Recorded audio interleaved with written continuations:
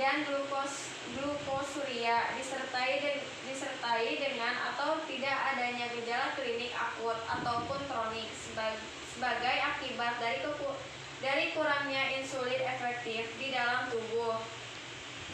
Gangguan primer terletak pada metabolisme karbohidrat yang biasanya disertai juga gangguan metabolisme lemak dan protein.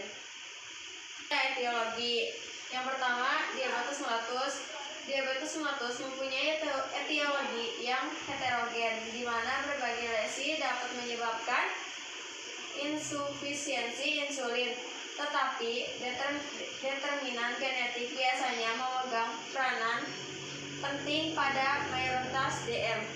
Yang kedua ada gangren kaki diabetik. Faktor-faktor yang berpengaruh atas terjadinya gangren kaki diabetik dibagi menjadi endogen dan faktor eksogen. Selanjutnya ada patofisiologi. Yang pertama ada diabetes mellitus. Sebagian besar gambaran patologi dari DM dapat dihubungkan dengan salah satu efek utama akibat kurangnya insulin. Yang kedua, gangren kaki diabetik. Ada dua teori utama mengenai terjadinya komplikasi kronik dalam. Yang kedua ada gangren kaki diabetik. Ada dua teori utama mengenai terjadinya komplikasi kronik DM akibat hiperglikemia, yaitu teori sorbitol dan teori glikosilasi. Selanjutnya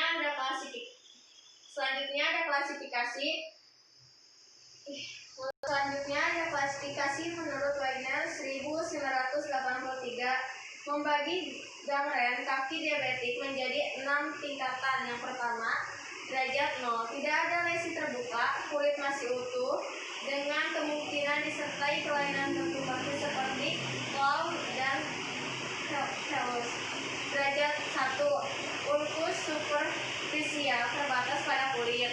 Derajat kedua, ulkus dalam menembus tendon dan tulang. Derajat ketiga, akses dalam dengan atau tanpa osteomyelitis.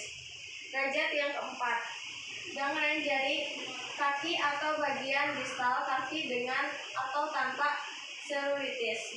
Derajat kelima, gangren seluruh kaki atau sebagai tungkai. Selanjutnya ada dampak masalah pada individu. Pola dan gaya hidup penderita akan berubah dengan adanya penyakit ini.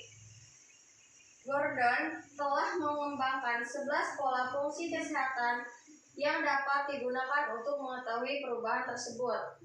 Yang kedua, dampak pada keluarganya. Dengan adanya salah satu anggota keluarga yang sakit dan dirawat di rumah sakit, akan muncul bermacam-macam reaksi psikologis dari keluarga karena masalah kesehatan yang dialami oleh seorang anggota keluarga akan mempengaruhi seluruh anggota keluarganya. Selanjutnya ada konsep dasar teoritis asuhan keperawatan klien dengan penyakit kronis. Yang pertama ada pengkajian. Respon emosi klien terhadap diagnosis, kemampuan mengekspresikan perasaan sedih terhadap situasi, upaya klien dalam mengatasi situasi, kemampuan dalam mengambil dan memilih pengobatan, persepsi dan hambatan klien, kemampuan meningkatkan masa lalu, pengkajian terhadap keluarga.